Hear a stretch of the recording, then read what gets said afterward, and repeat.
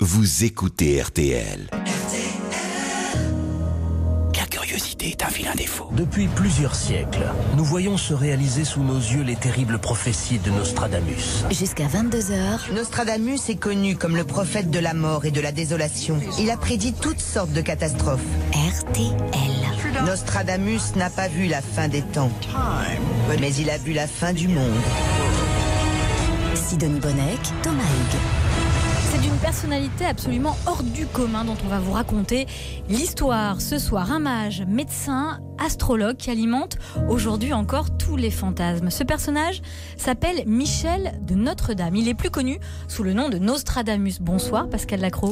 Bonsoir, merci de me recevoir. C'est un plaisir. Vous êtes comédien, réalisateur et romancier aussi. Et ce personnage vous fascine. Qu'est-ce qui vous fascine chez lui ?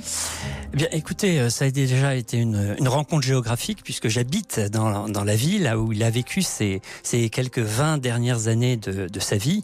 Donc inévitablement... À Salon-de-Provence ? Oui, à Salon-de-Provence, superbe ville, chargée d'histoire. Et donc j'ai mis peu à peu mes pas dans ses pas. Il est incontournable et c'est un personnage... C'est vraiment la star locale ? Alors, la star locale, disons qu'il fait partie du paysage. Vous savez, c'est comme à Paris, on finit par plus voir la Tour Eiffel. Donc, Et alors, qu'est-ce qui vous fascine chez lui ? Alors, ce qui me fascine chez lui, c'est que c'est un personnage d'abord incontournable, qui a traversé les époques, qui est un personnage à facettes, un personnage qui est très emblématique de la Renaissance, donc qui se réapproprie tous les textes de l'Antiquité, tous les grands philosophes, toute l'architecture, riche en art, etc. Et donc, ce Nostradamus est un explorateur. C'est pas un charlatan, c'est un type sérieux. Alors, écoutez, évidemment, c'est un type sérieux qui, néanmoins, est un homme d'affaires. On parlera des almanachs, des prophéties, du traité des confitures. Donc, il sait très bien gérer son capital notoriété. Mais il a une vraie passion pour l'homme. D'ailleurs, il va s'atteler à soigner la peste. On en reparlera certainement plus tard. Oui, parce qu'on a du temps dans cette émission. Eh ben oui, on a du temps, voilà. On vous fait un petit programme là. Vous disiez la Renaissance, ça veut dire qu'il naît quand ? Début du XVIe siècle, c'est ça ? Alors, il naît en 1503, le 24 décembre. Alors, on dit le 14 décembre, en fait, c'était le calendrier julien. C'est le 24 décembre du calendrier grégorien. Voilà. Donc, à Saint-Rémy-de-Provence, non loin de Salon. Et puis... vous dites qu'il naît à cette époque, Renaissance, etc. Oui. En quoi c'est important ? C'est une époque où les mages, où les sciences occultes prennent de la place, oui, ça, dans absolument. Catherine de Médicis en est l'illustration la plus parfaite. Mais surtout, la Renaissance, si vous voulez, illustre la quête individuelle de la connaissance. C'est-à-dire que la connaissance qui jadis était livrée par ce qui était dit par l'Église ne fait plus foi. Et chaque individu est vraiment dans une recherche personnelle.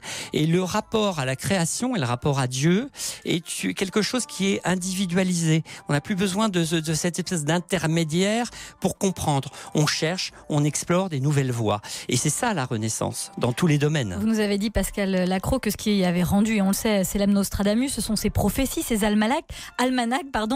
Et pourtant, il a commencé à écrire sur le tard, Nostradamus.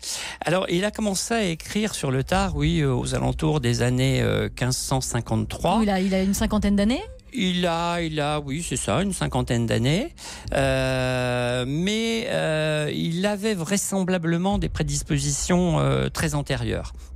L'anecdote dit que la première expression de ses visions est lorsqu'il rencontre un espèce d'ermite dans la campagne d'Ancône, et il se met à genoux devant lui, et ce brave homme le regarde et lui dit: mais enfin, pourquoi vous agenouillez-vous devant moi?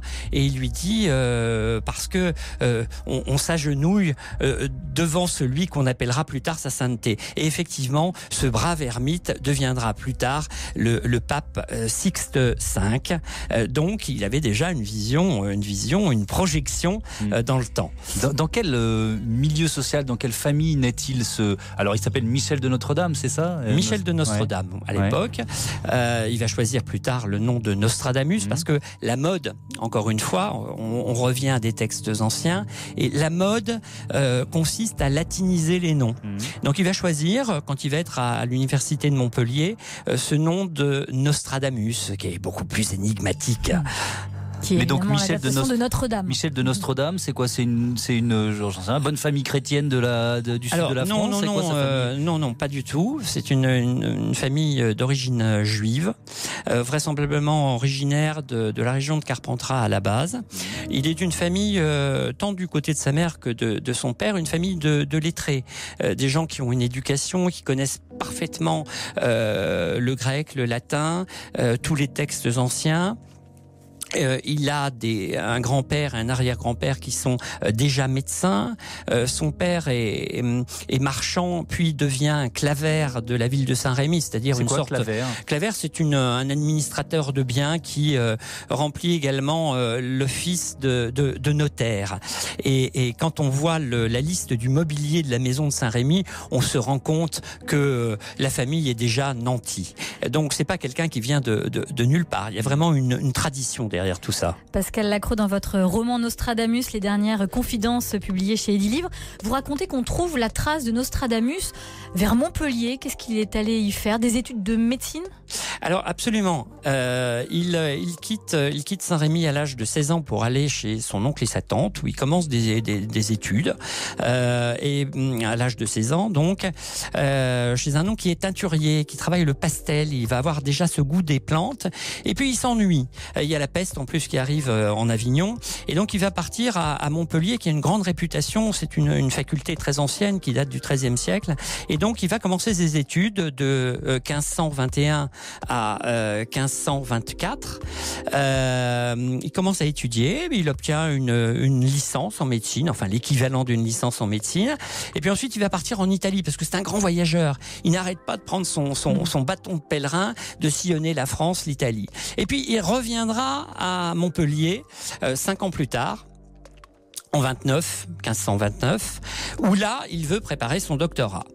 Alors, a priori, tout se passe bien, sauf qu'on va refuser son entrée.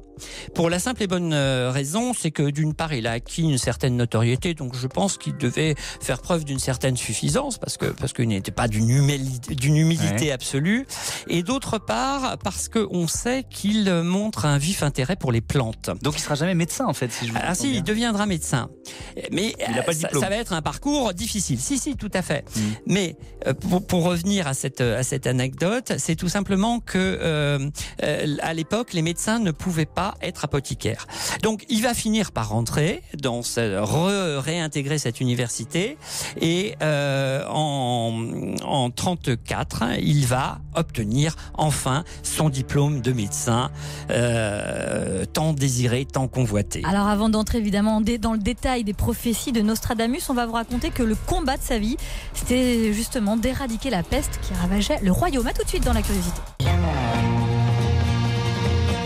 Nostradamus, c'est un nom qui claque, qui a traversé les siècles depuis la Renaissance, un nom synonyme de prophétie. Vous verrez tout à l'heure qu'on en parle encore aujourd'hui dans l'actualité, en se disant que peut-être dans les prophéties de Nostradamus, il y avait les attentats attribués à Daesh. Moi, j'ai du mal à y croire, mais on en parlera avec notre invité Pascal Lacros, qui publie Nostradamus, les dernières confidences chez Edilivre.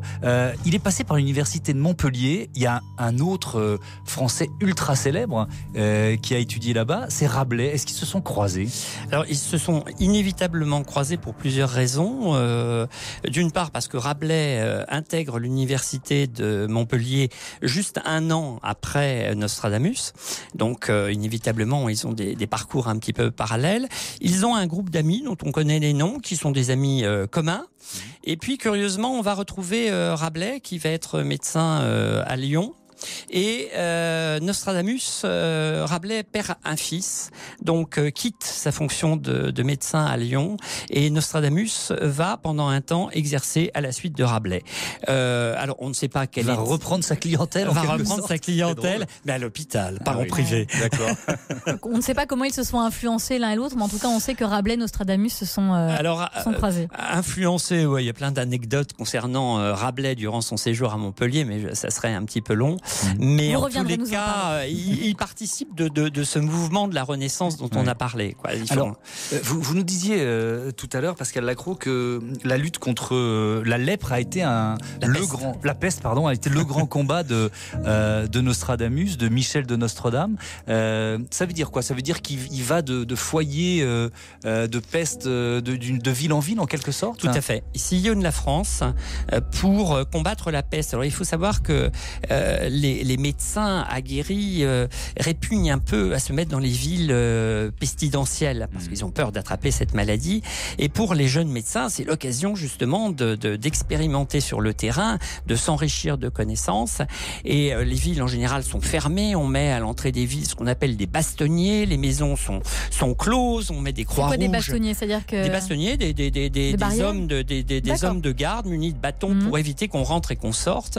Les gens sont claustrés dans leur maison et les plus riches s'adjoignent l'aide d'un jeune médecin qui vient les traiter dans leur maison même. Et c'est Nostradamus? Alors, Nostradamus fait partie de ces jeunes médecins qui vont rentrer dans ces villes.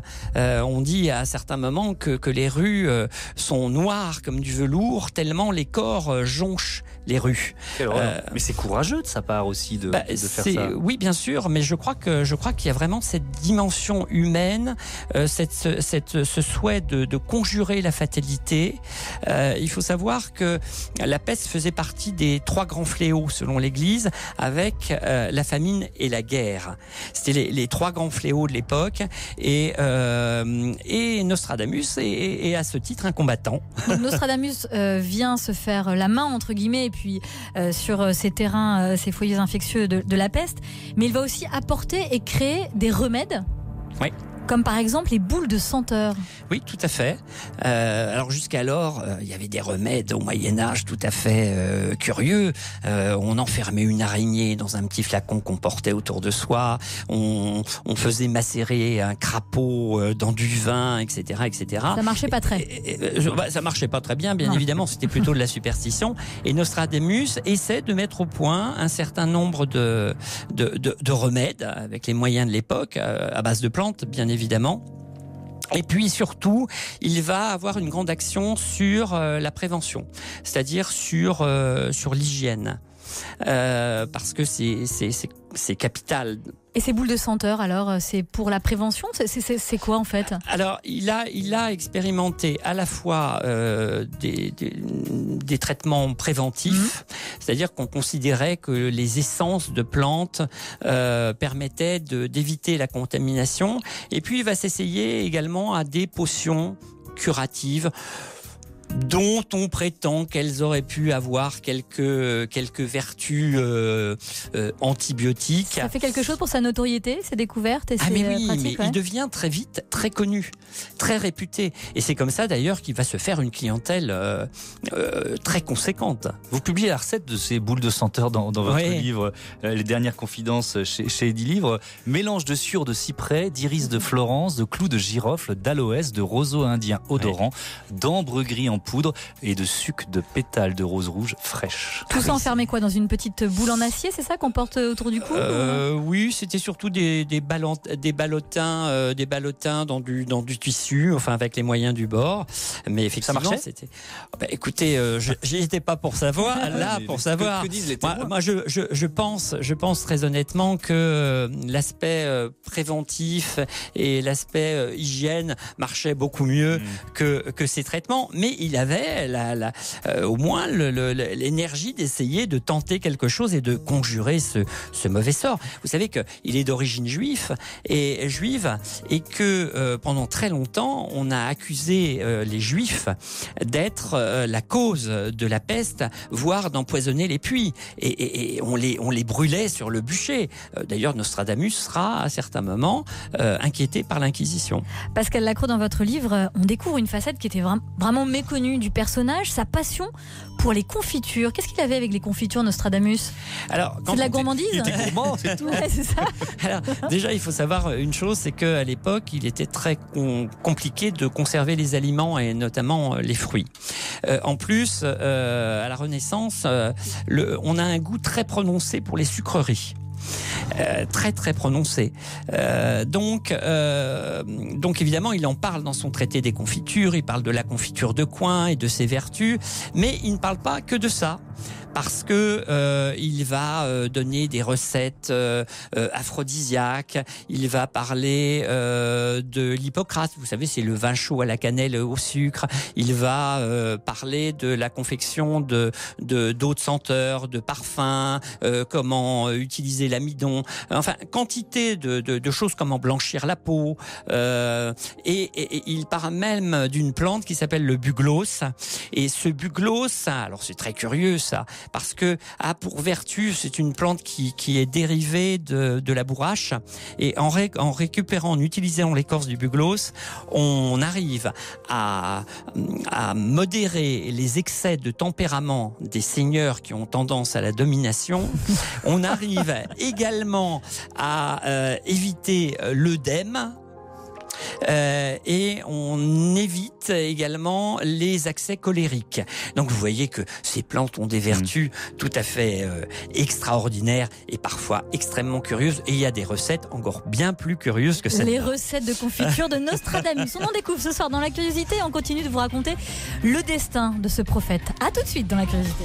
La Curiosité. Vous écoutez RTL.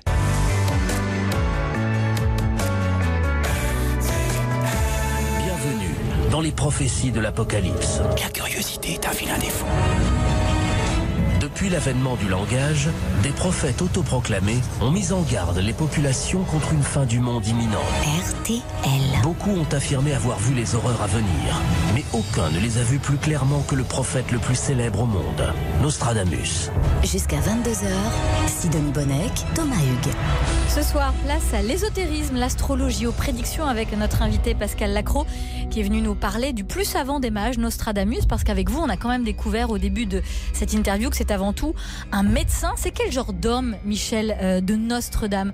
C'est un esprit vif, un type brillant? Alors, c'est un homme très curieux. Très joyeux, dit-on, dans sa jeunesse, qui est bon vivant, qui aime la bonne chair, qui aime la bonne vie. On apprend bien à le connaître dans une lettre qu'il a écrite à son fils César en 1555 et qui fait partie des prophéties, et où il se décrit lui-même. Il dit qu'il a eu beaucoup de défauts, comme tout homme. Il se présente pas comme un saint. Il est certainement assez suffisant. D'ailleurs, vis-à-vis des Salonnais, il dira à un certain moment que ce sont des sortes de bestes, de bêtes et de barbares. Du coup, la population de la ville lui rendait bien? La population de la ville le craignait certainement un peu, d'une part parce que c'était un homme puissant qui connaissait tous les notables du moment. D'autre part, il avait cette réputation de mage, presque sorcier, entre guillemets, hein, on le nommait pas comme ça. Et d'ailleurs, ça va lui causer quelques soucis parce que il va y avoir un épisode extrêmement difficile pour lui. C'est la révolte des Cabans.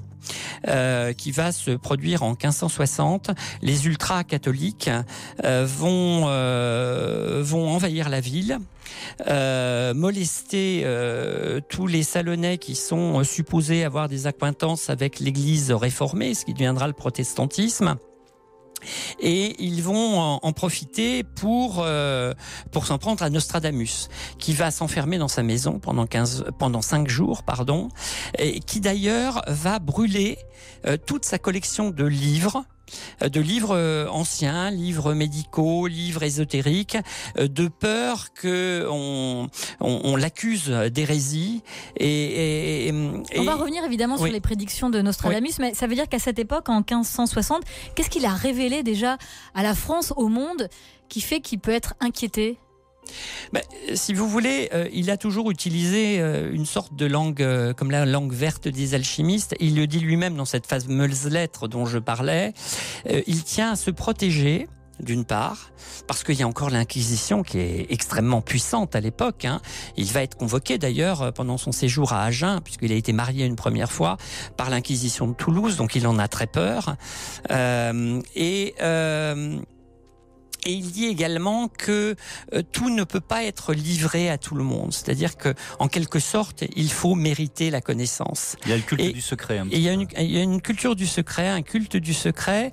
Et d'autre part, il considère que ces prophéties qu'il va léguer seront mal utilisées par les gouvernants qui vont venir, voire passer sous silence, et que 500 ans plus tard, seulement, on se rendra compte de la véracité de ces dires et de ces prophéties. Mais pour bien comprendre, en 1560, l'épisode que vous nous racontiez, où il a failli être lynché en quelque sorte, oui, si tout à fait. Bien, il est déjà célèbre, et il est célèbre grâce à ses prophéties, déjà à ce moment-là. Alors, parce que c'est un médecin qui est reconnu, un homme puissant dans la ville. Alors, il est célèbre d'une part parce que c'est un médecin reconnu, d'autre part parce qu'il est consulté par notamment les ducs de Savoie. Il est reçu en 1555 par Henri II, puis par Catherine de Médicis à la cour. Il a des relations avec des bourgeois extrêmement puissants dans toute la France, mais également à l'étranger, puisqu'il a des contacts avec des bourgeois autrichiens, par exemple. Donc c'est un personnage qui est puissant. On sait qu'il a de l'argent et quelque part il inquiète. Et alors, Inquisition, chasse aux hérétiques, lui, il est de quelle religion? Je m'y perds un peu. Il est juif, il est chrétien, lui, il est chrétien et il le clame haut et fort. Parce que je pense qu'il y a une sorte de peur du passé, une peur de cette inquisition qui est quand même terrifiante. Donc il renie ou il cache ses origines juives. Il ne renie pas parce qu'il en parle. Il dit lui-même qu'il a hérité ses dons de ses aïeux et que il a hérité de ses aïeux de la parole de l'occulte prédiction. Et il se réfère également à la tribu d'Issachar. Alors juste pour situer les choses, la tribu d'Issachar est une tribu juive et Issachar est le 9e fils de Jacob. Donc vous voyez l'ambivalence du personnage, c'est-à-dire qu'il affiche son catholicisme invétéré, il va à la messe avec les notables et en même temps on sent qu'il y a un attachement à ses racines. Ses grands-parents se sont convertis, ils n'ont pas eu le choix parce que à l'époque, sous Louis XII, soit on payait un tribut en monnaie sonnante à la couronne, soit on était exproprié de ses biens, voire expulsé du pays. Pascal Lacroix, Nostradamus, vous l'avez évoqué, s'est marié une première fois, une deuxième fois. Il a eu 6 enfants. Est-ce qu'il a une descendance ? Alors, il s'est marié une première fois, il a eu 2 enfants qui sont morts de la peste, à Agen, lors d'un premier séjour, où d'ailleurs il va être inquiété parce qu'on l'accuse d'avoir quelques accointances avec le protestantisme. Et puis ensuite, il va se marier à Salon de Provence, en 1547, avec une veuve d'un notaire, dont il aura 6 enfants. Malheureusement, il n'y aura pas de descendance de Nostradamus. Il n'y a pas de survivants. Il y a des survivants, enfin des descendants de ses frères, mais pas de Nostradamus. Et il va avoir un fils qui va rentrer dans les ordres parce qu'il va être accusé de meurtre, donc il va rentrer dans les ordres. Une fille qui disparaîtra à Nice. Et puis ces quatre autres enfants ne laisseront pas de descendance. Pas d'enfants, mais des prophéties qui sont arrivées jusqu'à nous. On va vous les raconter. On va entrer dans ce monde des prophéties. Près d'un tiers des prophéties de Nostradamus se sont déjà réalisées. C'est pourquoi les gens continuent de s'y référer pour y chercher la vérité. La curiosité est un vilain défaut. Nostradamus a prédit avec exactitude de nombreux événements historiques. De l'ascension au pouvoir d'Hitler à l'assassinat de John Fitzgerald Kennedy. Jusqu'à 22h. Mais ses prédictions, les plus terribles, n'ont toujours pas été réalisées. Sidonie Bonnec, Thomas Hugues. Ce soir dans la curiosité, on vous raconte la vie de Nostradamus, l'astrologue des rois et des reines. Et on va maintenant rentrer dans le détail de ses visions, de ses prédictions. Il les publie assez tardivement, on l'a dit tout à l'heure, Pascal Lacroix. Il les publie à l'âge de 50 ans, à peu près 1550, sous forme d'almanach. Ça ressemblait à quoi ?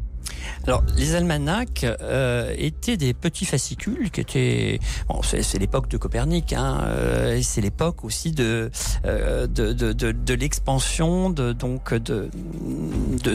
la connaissance et de l'imprimerie, qui devient beaucoup plus facile. Donc, les livres deviennent beaucoup plus accessibles. Donc, les almanachs de Nostradamus, ce sont des petits livres, c'est un feuillet, c'est comment ? Alors, sont des petits fascicules non reliés qui se vendent un petit peu à la sauvette, que tout le monde peut acheter parce que les livres sont beaucoup moins chers, qui comportent quelques feuillets et qui traitent aussi bien des dates propices aux semences qu'on récolte, mais également qui incluent un certain nombre de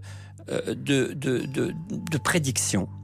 Voilà, donc il les publie plutôt annuellement, parfois il y en a plus certaines années, et il dévoile petit à petit un certain nombre d'éléments du futur. Alors elles sont écrites comment, ces prédictions de Nostradamus dans ces almanachs ? Est-ce que ce sont des textes très clairs ou c'est assez sibyllin, c'est sous forme de poèmes qu'il faut décoder ? Alors il a toujours écrit de façon codée et de façon volontaire. C'est ça aussi pour la marge d'erreur, l'intérêt. Alors peut-être qu'il a calculé la marge d'erreur, mais comme je vous le disais, je crois qu'il ne voulait pas tout livrer, d'une part parce qu'il avait peur des conséquences sur sa personne que ça allait pouvoir engendrer, notamment quand on va parler de la mort d'Henri II. Alors, il l'a prédit dans un almanach. Il écrit d'ailleurs: le lion, jeune, le vieux surmontera, en champ bellique, par singulier duel, dans cage d'or ses yeux lui crèvera, deux plaies une, puis mourir, mort cruelle. Oui. Donc ça, c'est la mort d'Henri II. C'est la mort d'Henri II lors d'un tournoi, un tournoi amical, qui l'oppose au comte de Montgomery. Alors ça, il l'écrit combien de temps, Nostradamus, avant la mort du roi Henri II ? Alors, il l'écrit dans un almanach, si je ne m'abuse, qui est paru en 1555, et Henri II meurt en 1558. Donc il y a ce tournoi, la lance se casse. Et puis au deuxième passage, à la deuxième joute, la lance de Montgomery perce le aume, donc le casque d'Henri II, lui transperce l'œil et le roi meurt dans d'atroces souffrances sous 10 jours. Et on dit qu'au moment de sa mort, il va quelque part maudire Nostradamus parce qu'il prend conscience du sens de la prédiction qui avait été faite. Et on a oublié un détail sur le casque, sur l'aume de Montgomery, il y a quoi ? Alors, il y a un lion, c'est ça ? Les deux belligérants ont comme emblème un lion. En fait, ce lion, on confond à l'époque le lion et le léopard. Ce lion est sur les décors des deux belligérants. Donc, effectivement, Henri II est plus âgé que Montgomery, et Montgomery tue le vieux lion. Mais alors, juste pour comprendre, comment on sait qu'on parle d'Henri II ? Parce que le lion jeune, le vieux surmontera, donc j'imagine que le vieux c'est Henri II, en champ bellique par singulier duel, dans cage d'or ses yeux lui crèvera, deux plaies, une, puis mourir, mort cruelle. C'est pas mal quand même. Enfin, le vieux, c'était pas le surnom d'Henri II. Non. Comment c'est que c'est lui ? Simplement, il était plus âgé que le jeune, c'est-à-dire que Montgomery.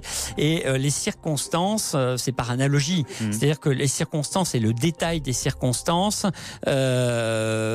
évidemment, coïncident parfaitement avec ce qui s'est passé lors de ce tournoi. On a entendu dans la mise en onde de notre réalisateur André Facetta un extrait de documentaire disant que Nostradamus avait prédit l'ascension d'Hitler. Alors, est-ce qu'il l'appelle comme ça déjà, et sous quelle forme aurait-il prédit cette ascension ? Alors, il l'appelle pas Hitler. Dans sa prédiction, il est marqué Hister. Mais par contre, la description du personnage est quand même assez proche du célèbre, malheureusement célèbre, dictateur de la Seconde Guerre mondiale. Pour savoir s'il part d'Hitler ou pas, est-ce qu'il y a un repère chronologique, une date par exemple, qui permet de situer le personnage et l'événement ? Alors, il faut savoir que chez Nostradamus, il y a peu de dates. Il y a simplement 9 prédictions précisément datées. Tout le reste est... alors, il fait référence parfois à des conjonctions astrologiques en tête de ces quatrains. Mais tout le reste est analogique. C'est-à-dire que on part d'une description pour en conclure que les circonstances qui vont survenir coïncident avec ce qui a été prédit. Sur Hitler, pour bien comprendre. Pardon, ça veut dire qu'on peut, nous, avec notre regard d'aujourd'hui, relire éternellement ces prédictions et leur donner de la justesse. Ça n'en finira jamais. Il y a une part d'interprétation, simplement, il y a un certain nombre d'éléments extrêmement précis, que ce soit des éléments géographiques, quelques repères pivots de date qui permettent justement de faire des liens. Il faut savoir que ce qui rend également les choses très difficiles, c'est que sur un même sujet, on peut avoir des quatrains qui sont dans plusieurs ceinturies. Grosso modo, les ceinturies sont séparées en 10 chapitres et dans chaque chapitre, dans chaque ceinturie, vous avez une centaine de quatrains. Et vous pouvez trouver des quatrains sur un même sujet dans une ceinturie ou dans une autre.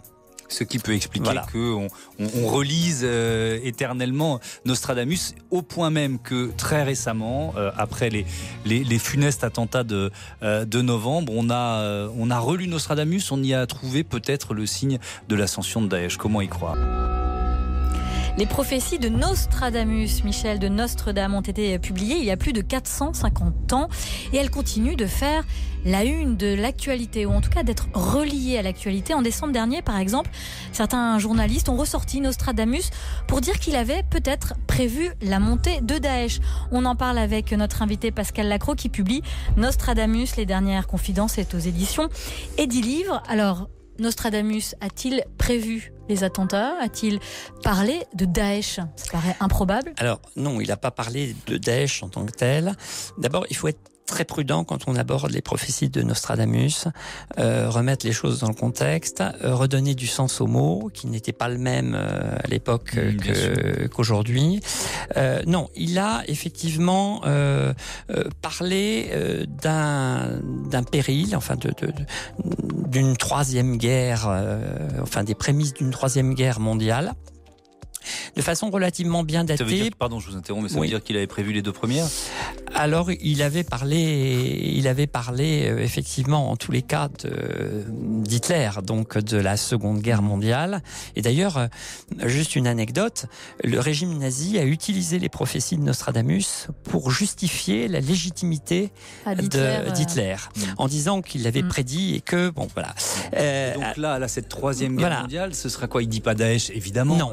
Alors, déjà, mais qu'est-ce qu'il dit ? Il y a une date pivot qu'il a et précise, qui est 1999, où il dit que un grand roi de frayeur émergera.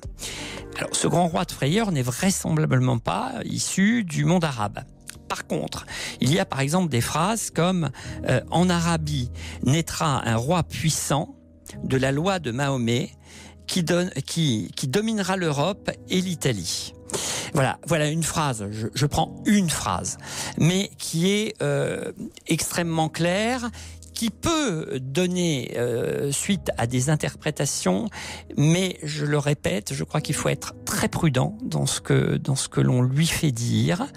La guerre qu'il prédit est beaucoup plus compliquée que cela. C'est quoi, un choc de... Oui, on a la même question, c'est le choc de religion, alors, c'est ça ? Déjà, il parle de guerre civile, de mauvais choix et de mauvaises alliances prises par les dirigeants, notamment en France. Il dit que effectivement il y aura une invasion venue d'Orient par mer, notamment à la Seine-sur-Mer, mais également par l'Italie, que des alliances auront été conclues Alors certains parlent de Vladimir Poutine en faisant référence à 99 puisque c'est l'année où il arrive sur la scène, et d'autres y voient Ben Laden. Alors vous voyez comme les interprétations peuvent être multiples. En tout cas, il parle d'une guerre terrible qui durerait 27 ans. Oui, absolument. Cette guerre sera dévastatrice. Les 2/3 de la population seront exterminés. Paris sera réduite en cendres, mais pas uniquement Paris, également Rome. Il cite d'autres villes, notamment Narbonne. Et sur tous les fronts, il va y avoir des invasions, donc un choc à la fois militaire terrible et un choc évidemment de civilisation. Et aussi il parle, Nostradamus, pour les années à venir, pour nous, parce que c'est bien de ça dont on parle, d'une catastrophe naturelle, l'histoire d'une comète. Oui, absolument. Il dit que lorsque le conflit sera à son apogée, on verra apparaître dans le ciel une comète chevelue, un astre chevelu qui croisera la petite ours. Voilà quelque chose de précis quand même. C'est très précis. Alors, toutes ces prédictions de Nostradamus, elle a quelque chose à voir avec les planètes, l'astrologie. Comment ça fonctionne pour lui ? Oui, alors il fonctionne sur 2 modes. D'une part, un mode visionnaire, c'est-à-dire qu'il dit lui-même qu'il a des visions. Il dit même comme un voyant ? Oui, en tous les cas, il a des flashs. Il utilise aussi une méthode, enfin c'est ce qu'on prétend, parce que c'est pas attesté, mais c'était un usage. Et il utilise une vasque d'eau. On dit qu'il s'asseyait sur un siège à trépied, qu'il scrutait une vasque d'eau dont il agitait la surface, et que cet espace liquide provoquait des représentations qui lui donnaient ses visions. Lui-même dit à un passage, mais très bref, qu'il est atteint de micro-crises d'épilepsie qui peuvent provoquer également des modifications de la perception. Et vous, pardon, je vous interromps, oui. qui connaissait très bien ces prédictions, qui les avait lues, analysées. Vous nous avez raconté qu'à Salon de Provence, vous avez marché dans les pas de Nostradamus. Est-ce que vous y croyez ? Écoutez, moi je suis très sceptique, je vous écoute. C'est passionnant, l'histoire de cet homme est passionnante. Je pense qu'on se fait peur, on aime se faire peur à trouver du sens à ses prédictions, mais est-ce que vous y croyez ? Alors, écoutez, moi je prends jamais rien de façon inconditionnelle. Simplement, moi je laisse la porte ouverte à toutes les possibilités, et je crois que certaines personnes ont effectivement à la fois une intuition qui peut être un peu plus poussée chez les uns que chez les autres, et des capacités visionnaires. C'est mon sentiment intime. Mais ça n'engage que moi, et je pense que cet homme, vu le style, qui est un style quand même tout à fait particulier, qui ne s'invente pas, est un style qui vient quelque part d'ailleurs. Et que on est dans une autre dimension, c'est ce qui le rend aussi passionnant à la lecture, parce qu'on est amené à chercher, à essayer de comprendre. Et moi, j'aime bien chercher, j'aime bien être en quête. Pour finir, Nostradamus, il ne prévoit que des choses négatives, que des catastrophes ? Il y a pas mal de catastrophes, parce que en dehors de cette guerre épouvantable qui va secouer le monde, évidemment, il parle de catastrophes naturelles, d'inondations. Il parle également d'un rapprochement de planètes qui causera des catastrophes naturelles. Il parle de tremblements de terre. Voilà. Donc, c'est vrai qu'il y a une vision quand même noire, assez sombre. Il n'a pas prévu la COP21, franchement. En tout cas, votre biographie romancée est absolument passionnante, Nostradamus. Les dernières confidences, Pascal Lacros, est aux éditions Edilivre. Merci à vous. Et puis vous êtes l'un des organisateurs du festival Nostradamus qui se tient à Salon de Provence les 19 et 20 mars prochains. Oui, il va y avoir 15 conférences avec des gens venus de tous les horizons. Voilà, ça va être formidable. Merci à vous.